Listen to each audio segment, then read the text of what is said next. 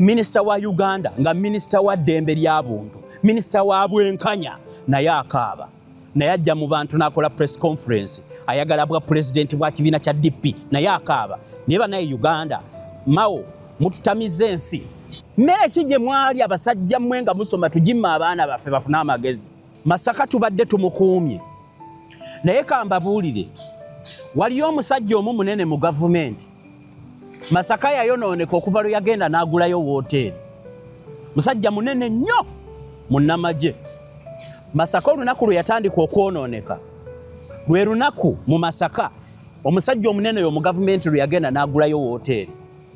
Kakati I doubt whether kiwooteri ekyo ekyaddizibwa obuddizibwa obujja wansi eyo si basement ya safe house, si safe house. I doubt we yatandikira okugenda okugula kiwooteri ekyo oba yali planning kuteekamu kigundi ki safe house. Masaka tuli target mutandike kunoonyereza Masaka. Munjukira omusajja yali mu Kasejjagirwa Barracks yakera ku makya n'anywa walagi bwe yanywa walagi ne bamuwa akazindaalo kwogera yali w'amagye nga we Kasejjagirwa. N'afulumya statement n'agamba mbu Bobi Wine okufuga nga ffe bannamagye tuli luddawa. N'ayogerawo ebigambo ebyali eby'obusosoze ebingi eby'okutiisatiisa abantu. Yali mu Kasejjagirwa Barracks. Kasita omusajja omu ku banene mu gavumenti yagula ekiwooteri e Masaka. Awo ne tumanya tufuta. Awo ebintu bwe byatandikira okwonoonekera.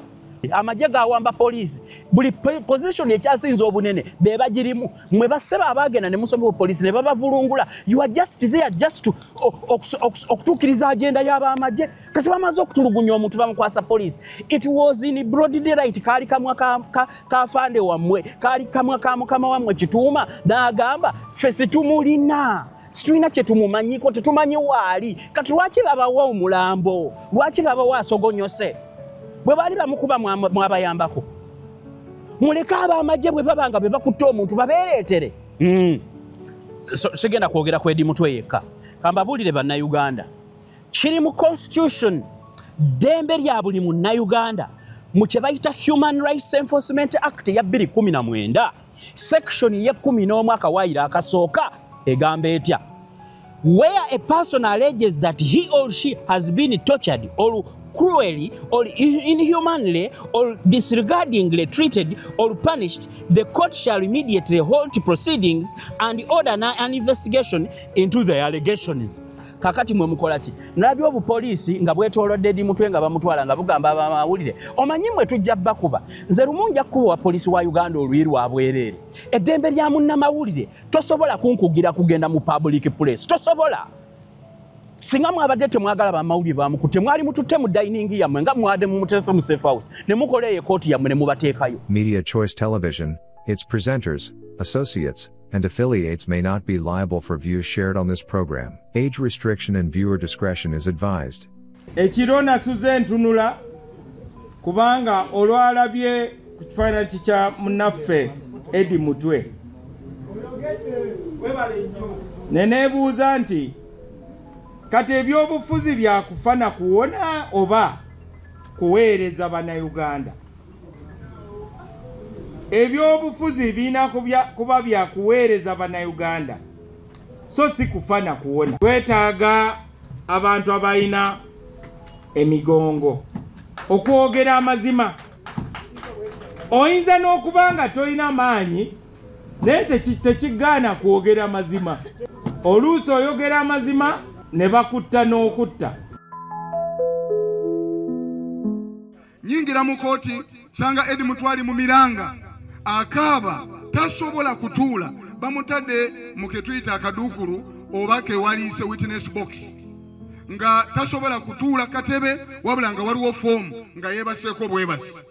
Era olwayingidde bw'ati n'akuba omulanga n'agamba kanso jangontaasi ne mukwatako bwenti nga amaziga gamuyitamu n'agamba nti mwamikazi abasajja okuva lwe bankwata bantwala mu nnyumba ennungi erabika nga ya muntu n'engeri na wansi basement ne bantwala okuva lwe nayingirawo nga ndi ku mpingo abasajja ne batandika okunkuba bakubyenze ne bava ne mukuba ne badda mu kubiro bamukuba ebigere ebibattu ne bizimba ng'ali ku mpingo ne balinnya empingo ne zituuka okutuuka ku ggumba ly'omukono ne ziyita mu nnyama ne ziyuza ennyama y'emikono ku mpingo ne zituukira ddala ku magumba. Omuganda alina olugero lugamba nti akuddira mu luyimba taluwoomya. Bye mbatereddeko ebigambo ebisoose ebyo mubiwulidde.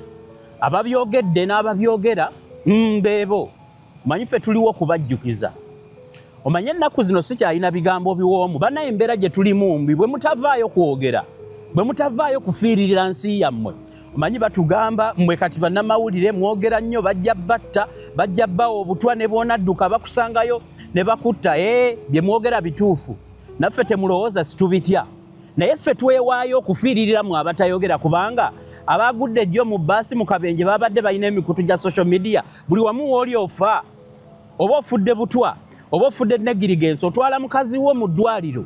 Omusawo n'amulongoosa n'adda ku WhatsApp n'amwerabiramu akambe mu lubuto n'ofa.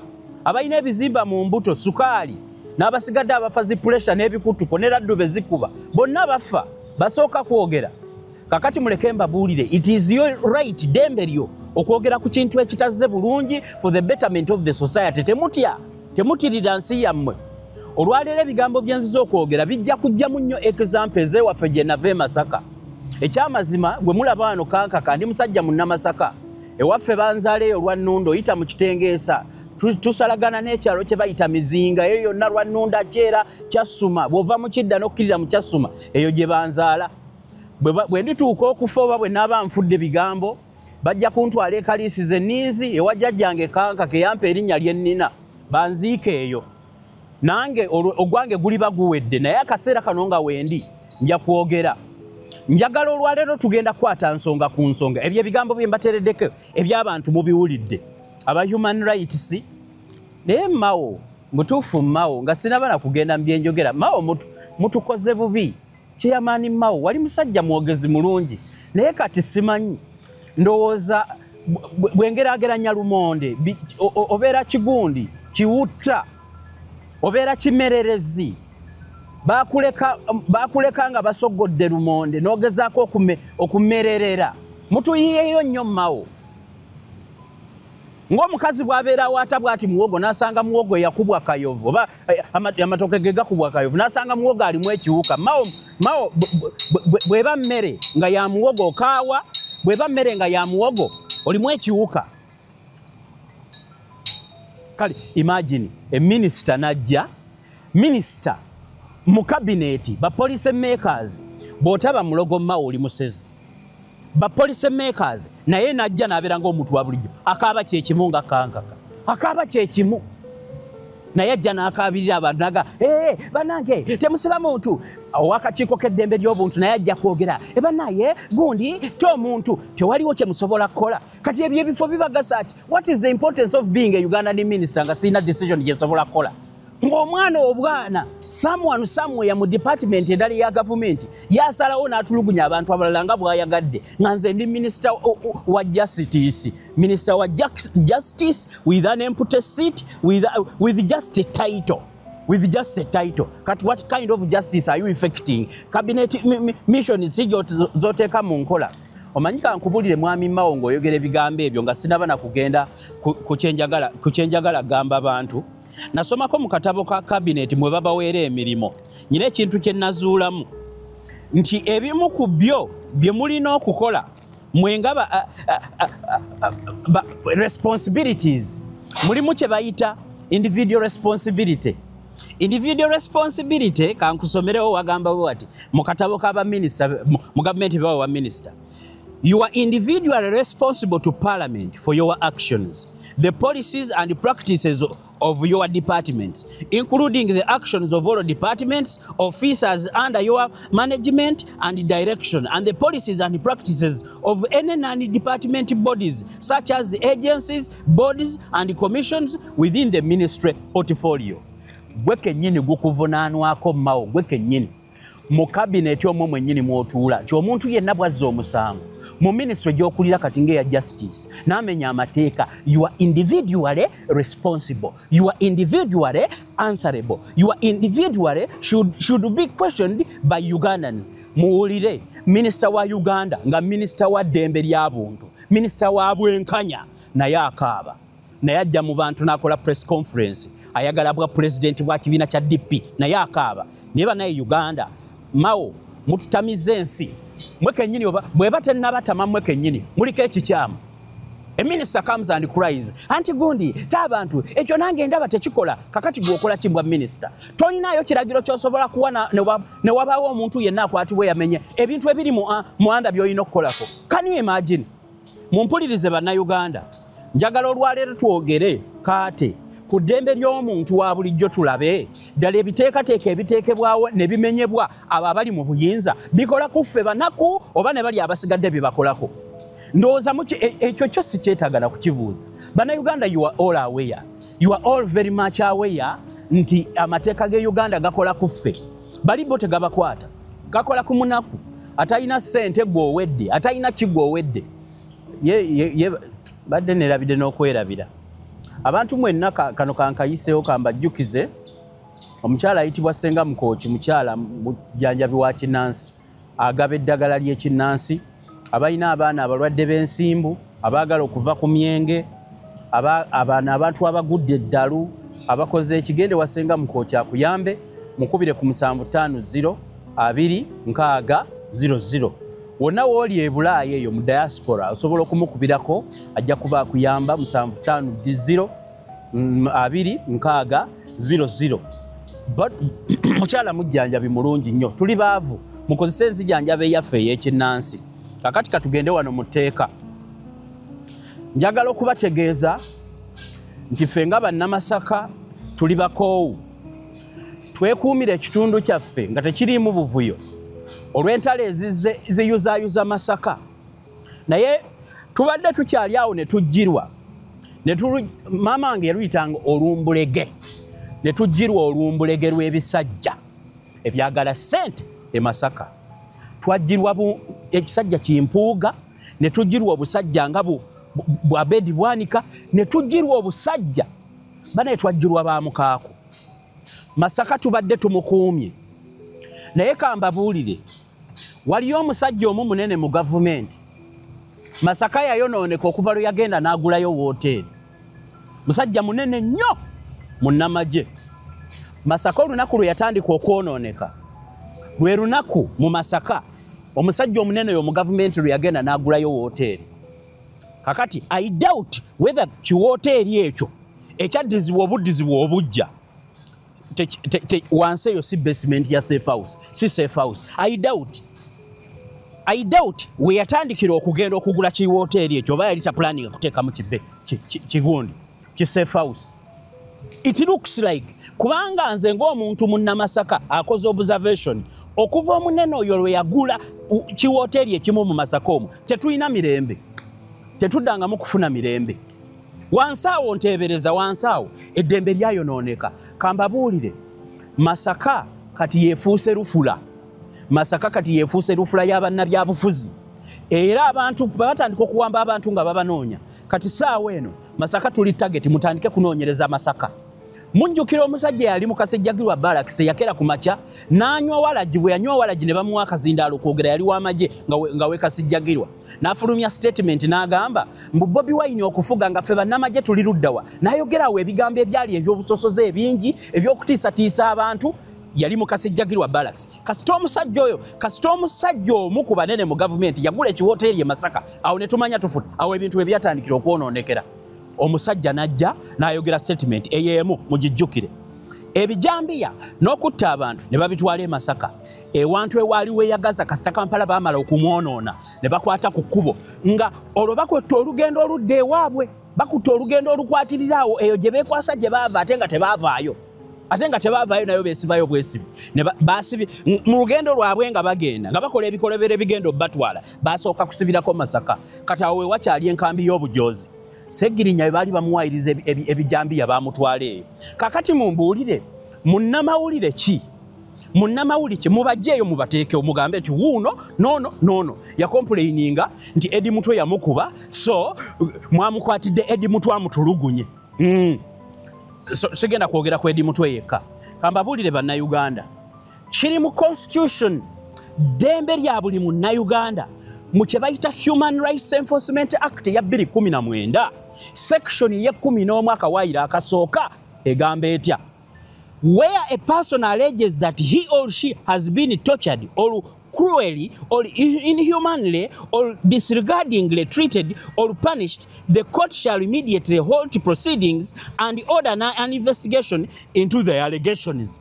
Leka mbabuulire mmwe abalamuzi abalamula emisango nga mugira mulalwa mbuto zammwe, kambabuulire mmwe abalamuzi b'e Masaka abe bateeka e Masaka gye mutaazaalibwa ne babaleetayo obuleesi musalire abantu emisango be batulugunyiza mu bifo ebirala ne babasuula mu kibesementi ekiri e Masaka ewali omunene gye yagula wooteri naye nze nteebereza ateekwa kubanga we babateeka kuba okuva lyagula kiwooteri tetuddangamu kutereera. Masaka twaddamu ddi okutereera ebijambya ne bifuuka ebijambya, embazzi ne zifuuka embazzi, mwe mugende e Masaka mulabe. Waliwo ekiseera lwe kyatuuka ng'abasajja abalina emmundu eziyina enkalala bwe ziti eziyina enkoba ez'amasasi lukunkumuli nga balina we babeerawo ku masiteegi ga booda tebakyayagala kubeerayo eri waggulu, tebalinayo mirimo ne babateekawo mu kibuga wakati, obubbi ne butandika. Kati e Masaka ye wali abantu abalina obutambi ng'atunda mu dduuka alina edduuka lyangoye naye nga wano alina pisito, kubanga beetamwa abantu beeyo balina omuntu sajja n'abeera n'eri pisito wano n'ojja okumubanja n'akusikirayo pisito mu kiwato. Emirimu tewali balibeera omwo bali mu busuubuzi butono naye Masaka mugyonoonye okuva akaseera abasajja lwe baali bagenda gye baali balaga ne basitopingako e Masaka ne bagula wooteri tetuddangamu kufuna mirembe. Kakati abaali mu kaddiiru ako munoonyereze bano bapuuga di mapuuga ani yali mu ddiiru y'okuguza omu omunene wooteri emu yalina era enjawulo gye baakuba naki kye baateekawo wansi awo mubiraba bulabi munnange ne mubiyitako awo kubanga bannayuganda mutya okufa naye kambabuulire ne bwoba mugagga ofa omwana wa Sidwirizi nommo omugagga mwamulabye ng'akaaba ne kinnuma nnyo olw'obulagajjavu bw'abasajja abali mu bino ebigundi naye ensi mugitutamizza basajja mugitutamizza. Leka mbabuulire omulamuzi yenna alamula obubi ensi etteeka likulagira nti omuntu bw'aleetebwanga mu maaso go ng'alaga nti atulugunyiziddwa omusango gwonna ogumuvunaana gusooka ne guyimirira omuntu oyo n'agenda ne munoonyereza lwaki yatulugunyiziddwa asooka kufuna bujjanjabi. Kooti teziramula mayiti, kooti zammwe teziramula balwadde, kooti teramula baguba ddalu.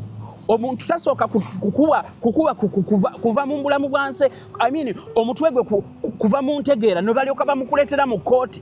Why don't you stand your ground as someone? Bakitammwe ne bannyammwe baali entula babaweerere mugende mu ssomero kati ababakozesa ate si be baabaweerera mu abalamuzi.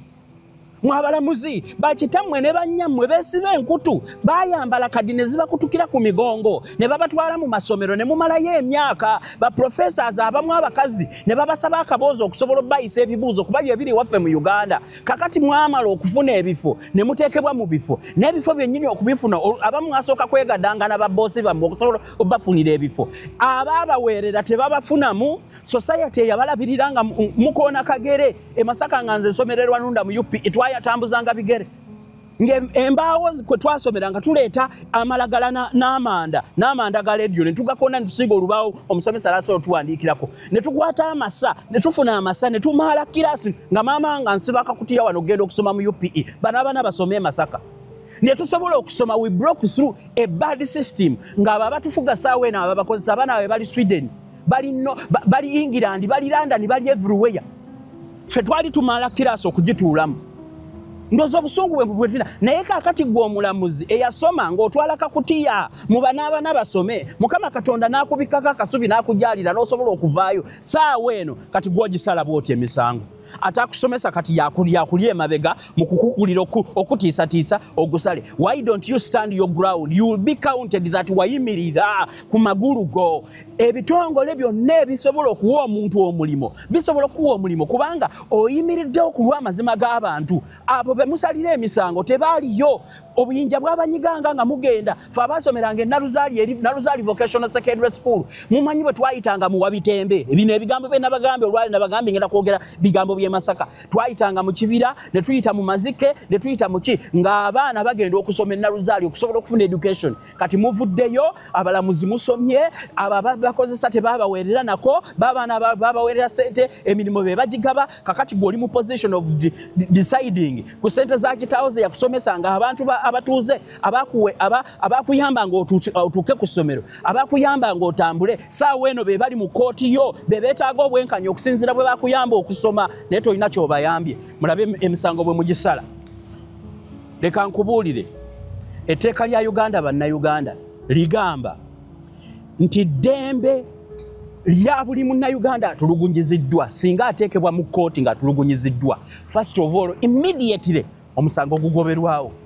mbwedi mutwe yabba simanya oba nayonoona kamera kakati kamera etwaza muntu mu safe house naye tuli mu nsi ki which kind of a country are we running mwe basajja mmwe abalina obuyinza saawa eno ggwanga ki lye muddukanya kakati kambuuze olwo eyalagajjalira abantu b'ekiteezi ne bafanga 100 ali mu basement ki abantu nga 200 ne bafiira mu kasasiro bafa kasasiro abayingidde mu kamwa ali mu basement ki gye bamuliirako obunyama mumbuulire eyabye jjo miliyoni za $7 obuwumbi 6 mu Bank of Uganda ali mu basement ki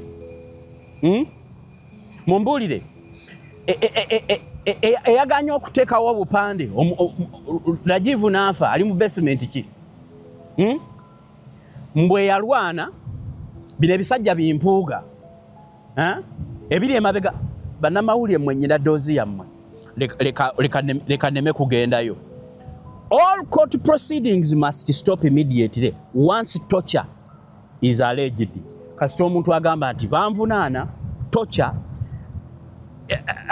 nti bantulugunya buli kyonna ekigenda mu kooti kirina okuyimirira immediately. Omulamuzi kati tubasomesa obulamuzi ng'ate ffe twabusoma.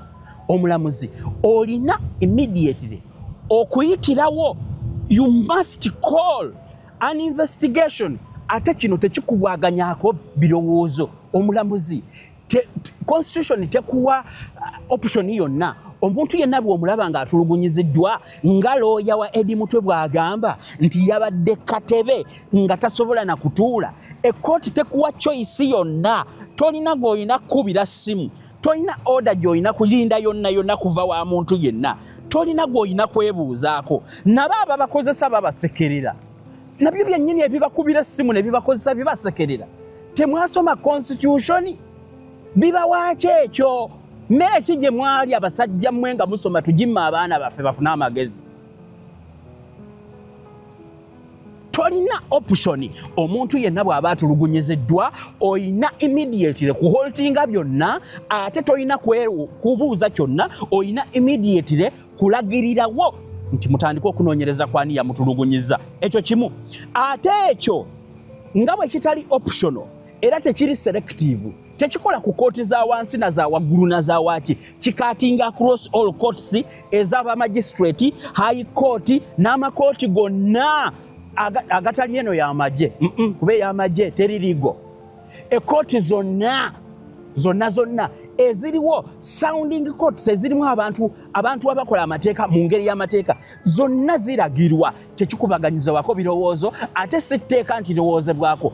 Oyina okuholtinga. Eryo ly'eddembe lya buli muntu. Ekintu wano kyendi kubasomesa bannayuganda, mwogere, kubanga bino byemwogeramo ebiri mu constitution. Leka bagiwambe, tukakase nti bagiwamba, nti bafuza martial law, nti bafuza military law, tulyoke tukitegeere, tikati tuli mu curfew, tuli mu dictatorship. Naye bwe kibanga bakyasobola okukozesa bino, okukozesa jjaaji, mubyogereko ne jjaaji akitegeere ti bannayuganda babuufu, bamanya amateeka, etteeka terimukkiriza kukwongerayo bintu byakuwozesa muntu. Ng'ojja kudda luno immediately oyina bigoberawo, ate bw'obigoba immediately n'otandikirawo okunoonyereza. Kakati mwe mukola ki? Nalabye obupoliisi nga bwetoolodde Eddie Mutwe nga bamutwala nga bugamba abamawulire, omanyi mwe tujja bakuba. Nze lumu nja kukuba poliisi wa Uganda oluyi lwa bwereere.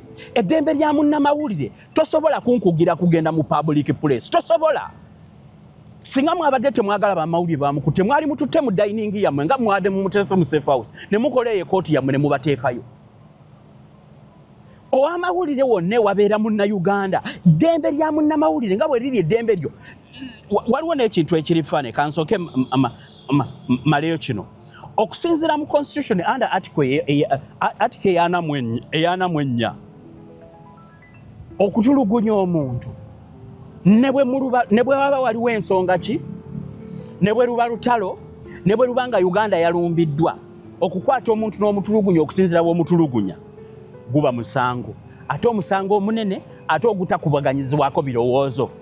No matter the situation, oba edi muto yabadde akoze eki omukwata n'omusiba n'omutulugunya newe etteeka lya Uganda Article 44 egamba tekikkirizibwa actually at worst ne bweba we are in a situation of war ne bwe tuba tuli mu lutalo tekikola era kati mwabalamuza abalamula emisango ng'abalinga abalamula egy'embuzi ku nte simanya kamyu ku gundi simanya biki abalamula emiramuze abalamula ebyekisiru kambabuulire bw'olema okweforcinga section 11 mu article eyo eragira okutoa omuntu ng'atulugunyiziddwa immediately ate otandikirawo okunoonyereza ekisooka gwe ng'omulamuzi obalibwanga eyayambyeko eyatulugunyiza okukola omusango you become an accomplice etteeka bwe ligamba kakati ekiramuzi ekigaana okuwa abantu justice abantu abatulugunyiziddwa don't you realize that mu mateeka you become an accomplice don't you realize that kyova olaba ono jjajji wa ikooti ebungereza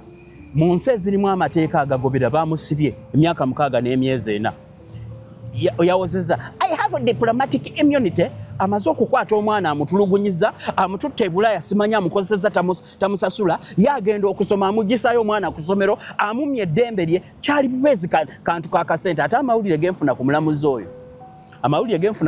oyo si malungi okuva eri ewaabwe gye yava si malungi lwakuba nkyagasengejja amawulire genfuna ku mulamuzi kakati omulamuzi mu nsi ezigumiddemu enfuga ey'amateeka nga baagawandiika baali tebakoppa makoppe kyolwokuba baali baagala obuyinza ne bakoppa biconstitution ne bajja nga bakubirira bo basobole okudda mu power obu articles onsi omuli abantu abakeera ku makya ne bataganjula amateeka nga tava wuwe nga bayombye n'ebbaawe najja asala emisango olw'okuba bayombye n'ebbaawe oba mukazi oba musajja nga balina ensonga z'amaka ebyo tebikola you become an accomplice bw'otateeka mu nkola teeka eryo etteeka likulagira nti mu bunnambiro olina okuliteeka. 1 you become an accomplice you undermine justice and the rule of law and ekyo kyennyini kye wakoze kati mulamuzi gwe obutakkiriza mwana ono kugenda kujjanjabibwa renders your next judgment null and void byogedde okuddamu okusala byonna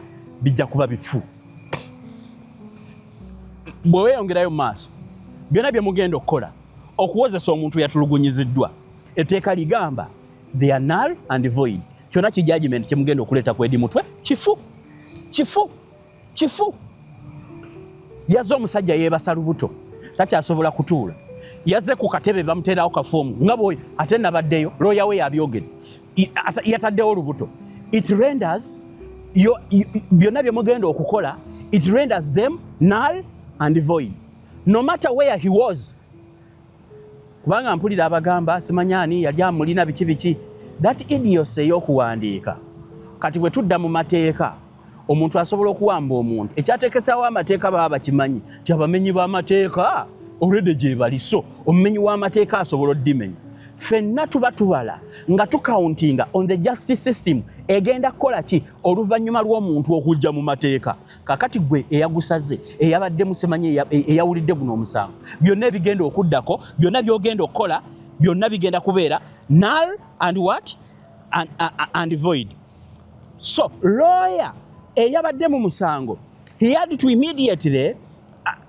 apply under section 11 to apply to whoever was there to hold immediately the judgment and everything ekyalina okubeerawo ebyo bye byabadde eby'amateeka kati ekyo kimu ekyo kyekyabadde eky'amateeka bwe tuba twogera ebintu bino bannayuganda muleme kutu victimizinga mugambe abo baagala kulya nze njagala kulya ki wano wendi ndya zaani nirange ndi mu kubonaabona ng'abalala ndi ku misinde edduka lwaki impunity kyova olaba nnina obusungu bannange ate naaligenze nenekweka ewaffe e Masaka naye kati tokyasobola kasaba ateekayo bi safe house si kyasobola bw'oba oyagala okufa amangu kati genda e Masaka bw'oba oyagala okufa nga ntolaamye kati saawa eno genda e Masaka buli muntu kati alina emizannyo gy'azannya akozesa biganda by'e Masaka biri eyo byebwalabwala byo kasaba biwa obumotoka n'obuki e Masaka abantu balina n'emmotoka eza edda Masaka ekyategeera abantu balina emmotoka mu maka gaabwe balina emmotoka mu nzigi ezameramu omudde ezirirwamu n'enkoko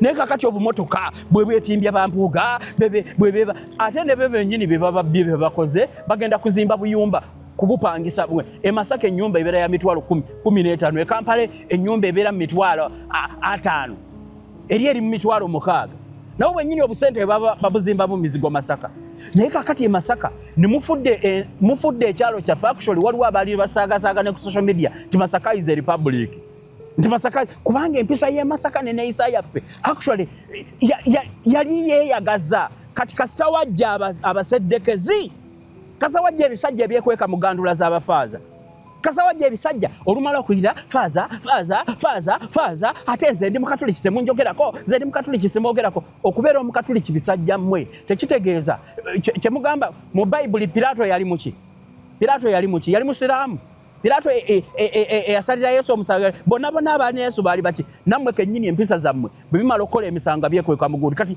mwe abantu aba aiding okwata abantu mugenda kukinnyonnyola mutya nga mutubuulira nze ndi mukatuliki temunjogerako oyo musajja nnyo musajja wa Yesu musajja wa jerya Kristo olwo kijjo kimaze okubba mu jerya Kristo mukyogerako bwe bibeera eno nga bibeera abantu bitereka abantu mu safe house tebyogera bali abasirise babutika matama bati ati omuganda bw'abaali atayogera kati bisirise omwana wa munnayo amaze okumutuluganya bamukubye ebitulituli nawulidde n'omusiru omu yabadde ku social media ne ku social media kuno kuliko abagwagwa muleke mbabu nze sikyalina kawoowo omuntu yenna asuubira okunkubira essimu naŋŋamba tiyogera bulungi katindeka sikyalina kawoowo nawulidde ekisajja ebisirusiru byadde ku social media mukakati Eddie Mutwe kyemulaba ayagala kwesimbawo kakati ako kabadi mbunno abantu akola amawulire woowe kankubuuze Segirinya bwe yesimbawo n'awangula akalulu teyafa n'afa ne constituency n'agireka eyazeemu omuntu omulala n'otunuulira omugwagwa n'otunuulira omusiru Katonda naye yamuwa kamera n'amuwa amataala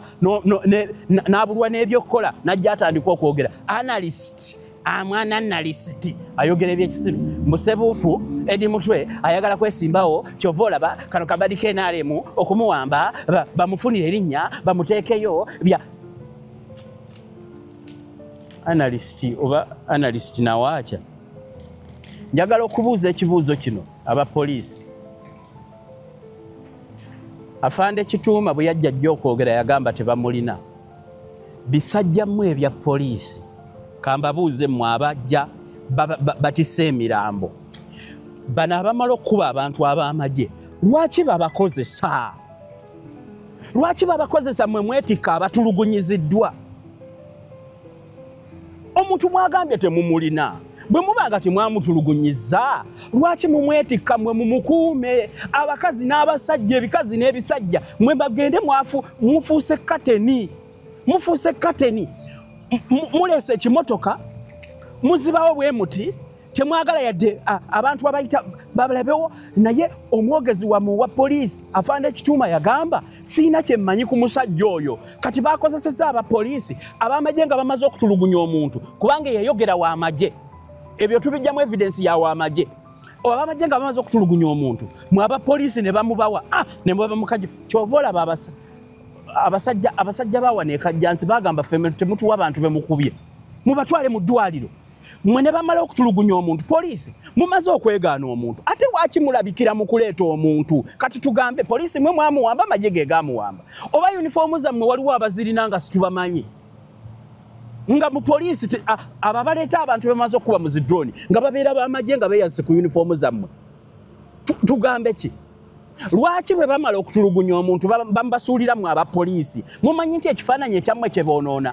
bano ab'amagye bamala okukola ebintu ne beekweka mu poliisi mwe ne babawo omuntu gwe bamaze okusogonyola n'okufotoola mwe mumutwale mu court of law n'osanga ky'ofiisa talina yadde gratuity tolina yadde pensioni bakutaddeawo okole fayiro obuuza ebibuuzo ebyekisiru obuuza ebibuuzo ebitali bya buntu kubanga yeddute mukamawo gyakulagidde abantu abali mu poliisi amagye gawamba poliisi buli position ekyasinza obunene be bagirimu mwe baseba abagenda ne musoma mu poliisi ne babavulungula you are just there just to okutuukiriza agenda y'ab'amagye bamaje kati bamaze okutulugunya omuntu bamukwasa police. It was in broad daylight kali kamwa ka fande wamwe kali kamwa ka mukama wamwe Kituuma n'agamba ffe situmulina situina kye tumumanyiko tetumanyi waali kati lwaki babawa omulambo lwaki babawa asogonyose bwe bali bamukuba mwabayambako muleka abamaje bwe babanga be bakutte omuntu babeereetere Besigye bano nga be bamuleeta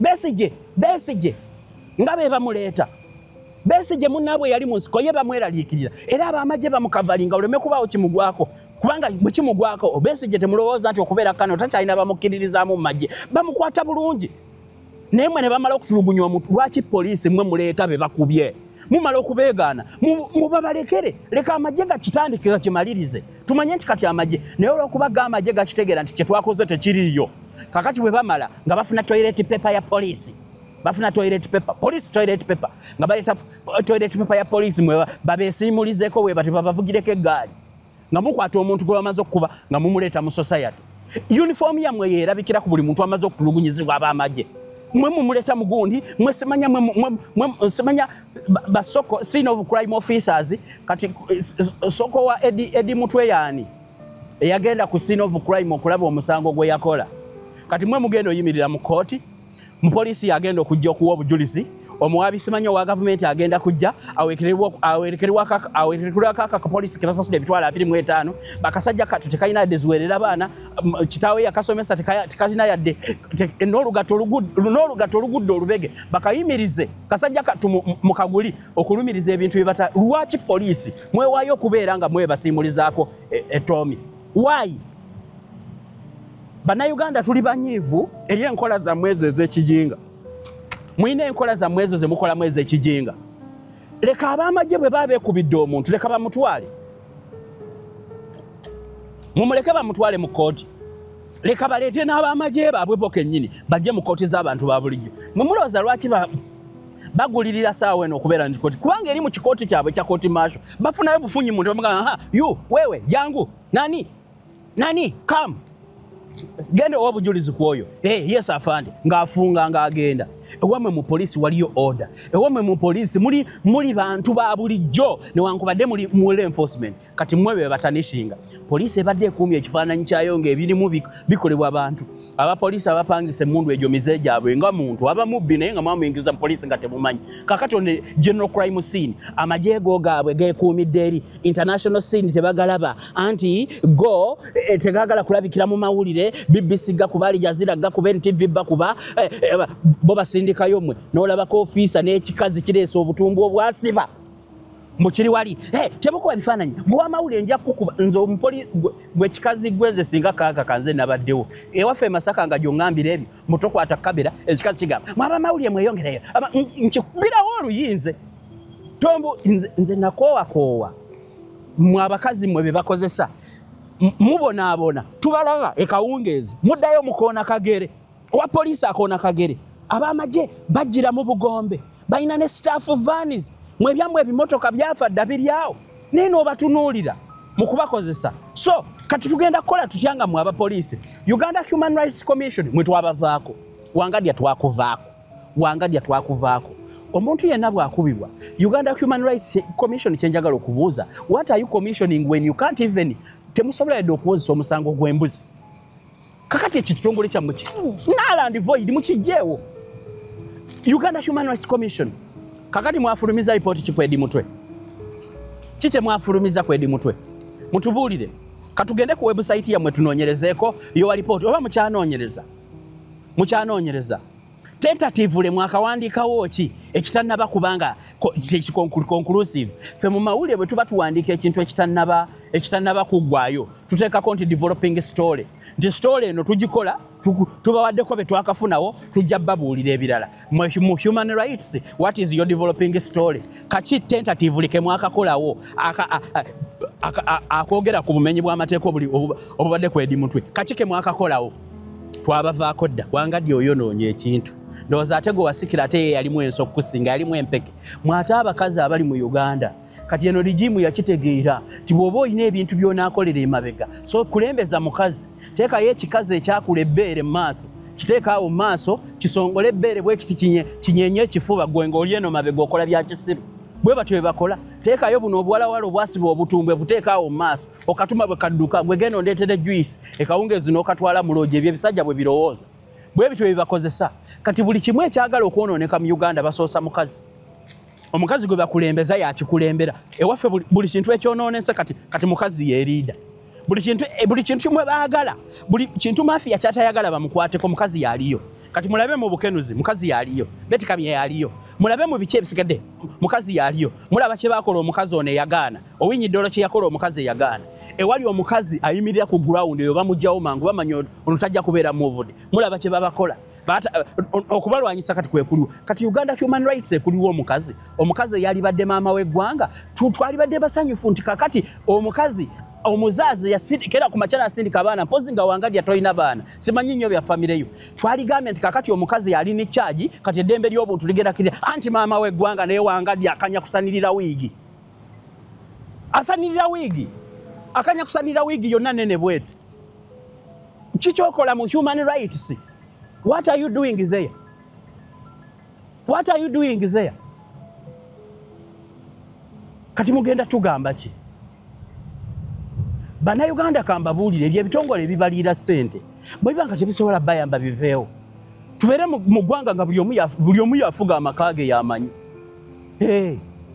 twefuge ate oba abatufuga balemereddwa kati ekyo ekitongole kikolawo ki omuntu ne bamuleetanga his limping like this Uganda Human Rights mwasindiseeyo ko observer mu kooti eyo abamawulire bo bategedde batya nti agenda kubeerawo ne bagendayo why didn't you inform any human rights whoever representative in Masaka district to go and observe what was in court? What is your take so far? Oba mulinda press conference kubyogera leka mbabuulire Minister Mao leka tukutegeeze Muzeeyi Mao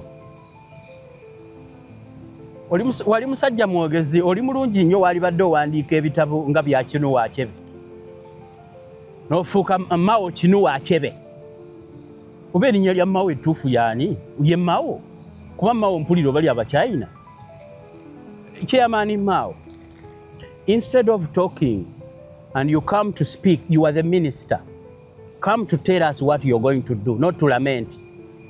Minister kati naawe ojja kwogeranga nze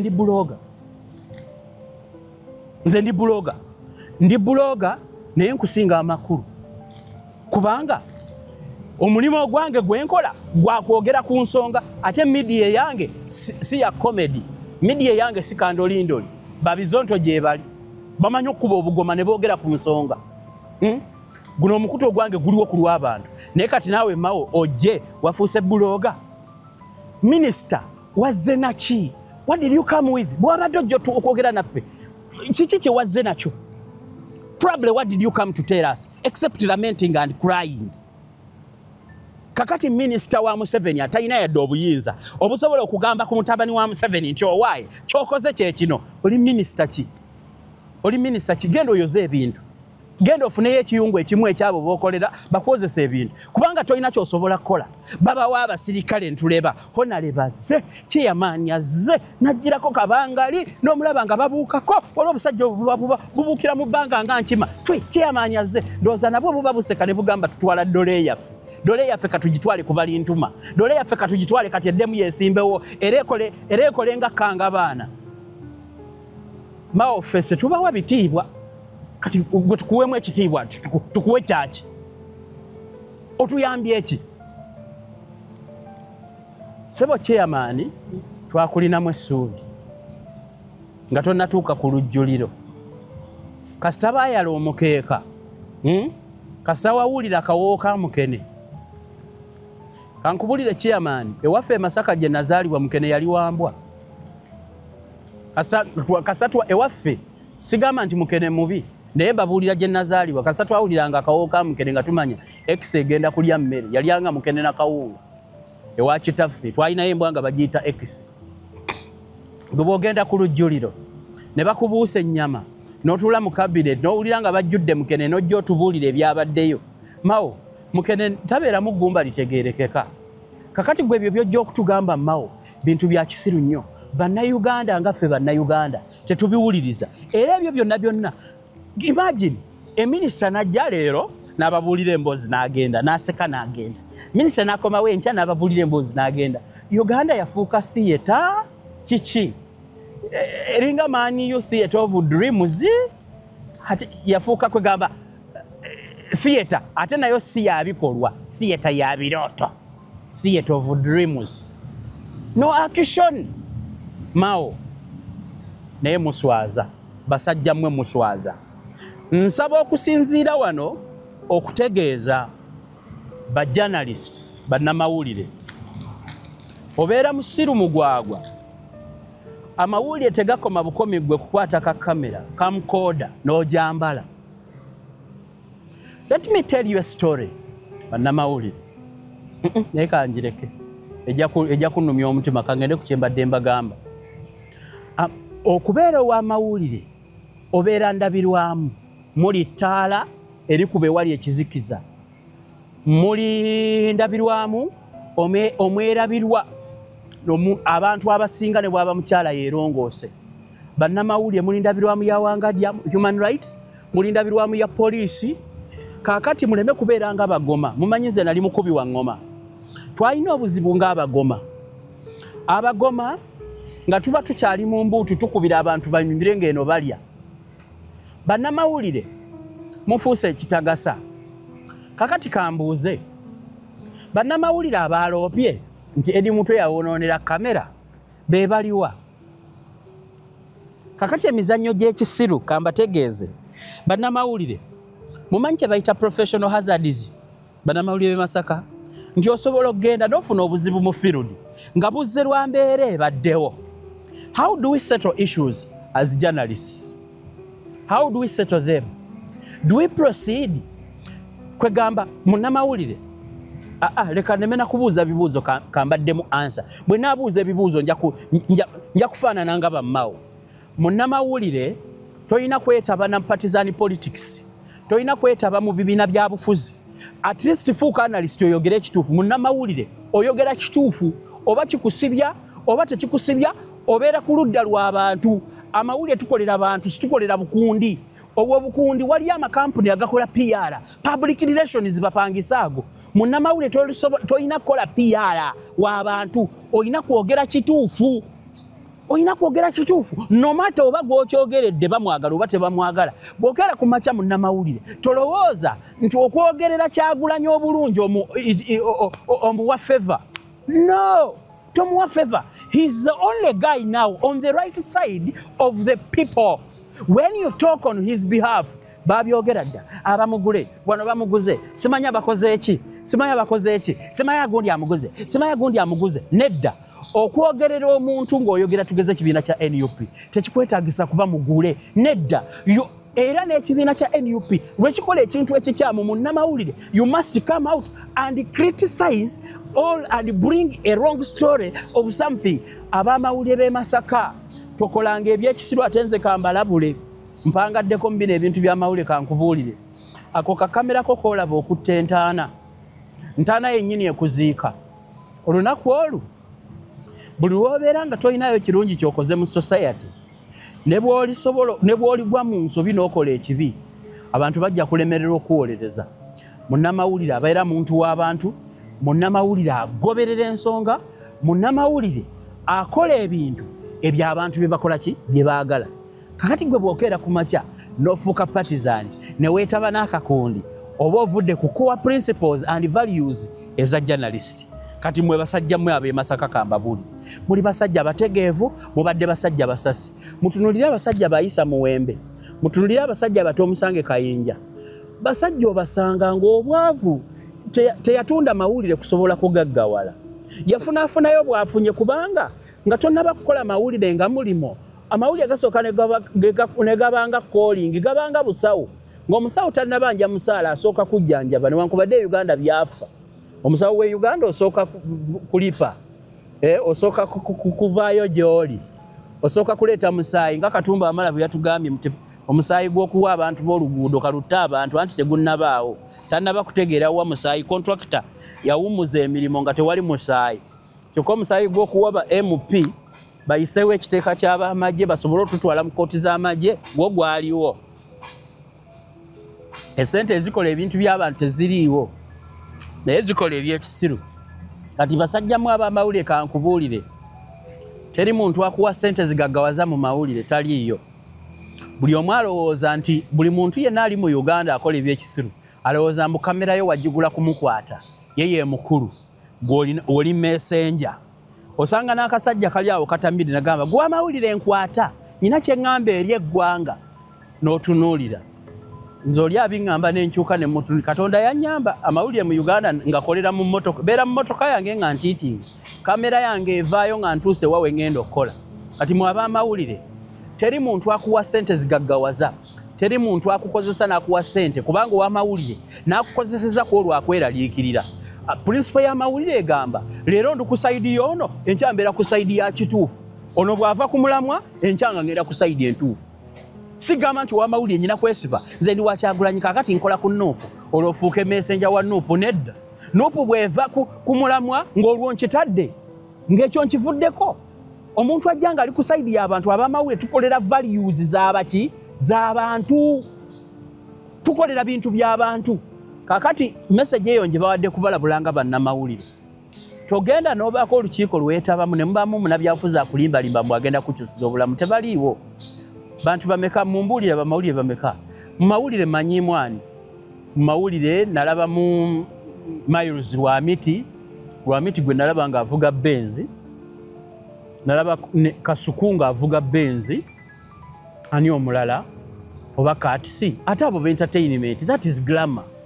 Kintu kyabwe mu entertainment olina okulaga esappe. Naye ab'amawulire abakola amawulire ag'abantu babeera mu wiishi, babeera mu gundi. Bugemba ayimba oluyimba nti kwata ekisimu ekiringa ettaffaali nga Uganda ekimanyi, nga Mukama akimanyi. Vuga wirubbaalo nga teriko omusaayi gw'ab'e Masaka. Kakati mu ab'amawulire kambabuulire bagenda kukukozesa bi statement byo bisibe omuntu afune obuzibu bakujjukire. Ekyo ekisajja ekigenda okukozesa e Masaka oba ekisajja ekigenda okukozesa ekivuddewo oba Ntebe oba Luddawa tekya contributinga ku school fees, amawulire gakutawanya. N'abamu amawulire mugeyigiriza mwe kennyini kubanga ensi eno erimu kati saawa eno self literacy erimu kati awo geyigiriza. Tewali agakuyikiriza okozesa buddata bwa simu yo ku Infinix Hot biki. Kati saawa eno n'oyiga reportinga bya kisiru owandika statement za kisiru. Bw'oba wakolebwako omusango sikugamba nti toloopa, kola statement zo. Ate era omuntu eyakuzaako omusango ayina kuliwa nga ayisibwa mu proper channels, so sigwe ku aidinga oluvannyuma bakukozesa n'ekyofiisi ekikozeseza oba tokimanyi kyavuddewa. Mujjukire wano jjo waliwo omusajja ayina muganda we n'amukozesa bakikwata kibbi olugave. Ekisajja kisirikale kyava mu Makindye Barracks bakikwata kikukutana ne gundi pangolini olugave kigenda odduguza Abachina. Aba Uganda Wildlife Authority ne bakikwata nawo bafere naye banoonya mufere munnaabwe ne bamukwata. Omanyi mu Uganda tewali ministry taliimu bafere. Kati ekisajja we bakikwata muto waakyo n'agamba bameka ngene nkyeyimirire. Muto waakyo bamusiba wano ku kooti ya Buganda, yali ya Buganda Road, Mwanga to ya Buganda Road awo. Ne bamukwata ne bamusiba nga gwe yeeyimirira adduse. Kyolwamala okuteekayo muganda waakyo nga kidduka kiyingira Barracks tekyakomawo. Bibeere omulamuzi tasobola kijjayo. Ne wabeera kooti simanyani babita ba bailifu bawa Nnyondo tasobola genda kukijjayo, kiyina emmundu kijja mutta. Kakati ebyo ebisajja ebisirikale ne bibakozesa byo bijjira ku order ya muntu omwe eva above n'above tebamumanyi bawuliriza busigino ku radio call over and above oba over and below above bebyo bebabeeramu ye system yaabwe bwe batye bali badde bagikola. Naye ensi zonna tuwulira ensi zi fighting for national glory bagenda wali ebizibu ebyaddala kati mwene ensi wali abatujju ne bagenda ne balwanyisa ebyo. Abantu balina zisabu marine zikkirira wansi ku ntobo okusobola okudiscovering ensi okuginoonyeza. Abamagye beewaayo ne beewaayo ku bintu ebyaddala ddala ne bagenda ku expeditions baziyita expeditions to give their countries glory. Ne yeewaayo n'agamba kati olusozi lubaluse omuliro kangendeyo nze ntaasa abantu abaliyo ebyaffe bikuba banakumpi. Kakati gwe munnamawulire okolera tewali sente ze bagenda kuwa n'ennyoko toli mugulirako yadde kadi. Nze nkubuulira Ffe tuludde mu mawulire tubadde n'abasajja abanene kati bannamawulire abasinga nze mbasinza okubeera n'abasajja abanene. Muntu ki wano omunene mu Uganda gwe sobola kukolako interview? Muntu ki? Bonna mu simu yange mwebali. Omuntu yenna alina amakulu. Abantu bonna abasinga obukulu mu Uganda mba meetings. Nyina kati. Bwe mba mulowooza amawulire gagaggawaza kaaka nyina kati. Nyina kati. Kati osobola okusanga ekino ekigamba gw'otaba kutte bulungi tebagaba. Tebalina kye basobola kukuwa. Era bw'akwata mu nsawo ajja ategesa abamawulire mwe mugende mu press conference bujja butegese ebibaasa wano bujja butegese ebbaasa kakati oyo NTV oyo nja muwaakawera kuba abe NTV actually tebakwata na ssente mukama wawe ajja abawadde emmotoka mpya kamera eba mpya omusajja aba anyirira babeera compose babeera newe bati nga mwe bunamawulire mulwana mugwa mu mmere obusanga akagato kagira kati stokes ewunyanga ki ali ku mawulire ajjamu ebigere bana mawulira akuteeka kamera amala kulya kamera yange eriwa kadi nno tengwako ebintu byange gundi mpaku waka yazze talina na muzindaalo gundi mpaku waka temutenda kumujja ku NBS yadde ku NTV sibe bantu abalina equipment gwe busobola okujja waka kakati naawe n'obunaku bwo profession ye kwennyini tekugasiza omulimo gw'amawulire buweereza sinkwe omulimo gw'amawulire buweereza sinkwe omulimo gw'amawulire buweereza nkiddamu buweereza si bugagga. Bajjukiza omukyala ayitibwa Ssenga Mukooki mukyala babeereeyo Kooki abakazi abo basobola okukuyamba ne bakujjanjaba ow'emisango abaguddemu obuzoole abasajja amaanyi ga kisajja bikola n'ebyabakyala ensonga zammwe muzimanyi umukubire ku 750 2 6 00 7 yagambye atya wali nga ntandika mwabiwulidde byagambye omwana wazza omusango guba gwaki guba gwa mwana nze nnyaba ali Masaka eyo mange nammiira ali Masaka eyo naye batandise ojjoonoona baka tugenda kuddawa oba tugende Sudan naye anaasobola omusana mange oba nkole ntya munsabire nfune kasente muwonye Masaka ababbi bajoonoonye akakasajja akakagira abantu kagenda ne kagula wali essomero okuliraana Limbo nze nakola prediction nti kayagala kubba Limbo eyo erimu emiyembe awo kukagula essomero lyakoonowe kakajja jibba bwana busajja buyaaye bwe bampuuga temugenda kufuna ssente mu kutunda myoyo Masaka waliyo emmwanyi waliyo ebintu bingi n'obulimi bungi ennaanansi ekitomeeyo gye ziri ate nkumanya omanyiyo ate musajja gwe erwenge eyo waliyo ebintu basobola okulima n'otatwala ssente za kibi tolina gy'ogenda zitwala. People hustle. They don't set off their own people just because they want to be relevant to a dictatorial regime in a guise of a future position. Naawe bakuwa akafu munne yakusookayo bwe mwali mu dipima wakolayo ojja biraba yafunamu kwanjula tewali kirala mao bw'aba n'amala bw'atyo mujja ku bwa minisita n'akamotoka bajja katwala mujja muwulira ng'akaaba mubalindirire ontayi nze temumpa kifo temumpa kafo kammwe RDC abantu baali batutulugunya twali ne Christopher Aine eyo nga twekwese ewa General Sale eyo sajja watu bamuwa obwala RDC n'agenda nzo ntayi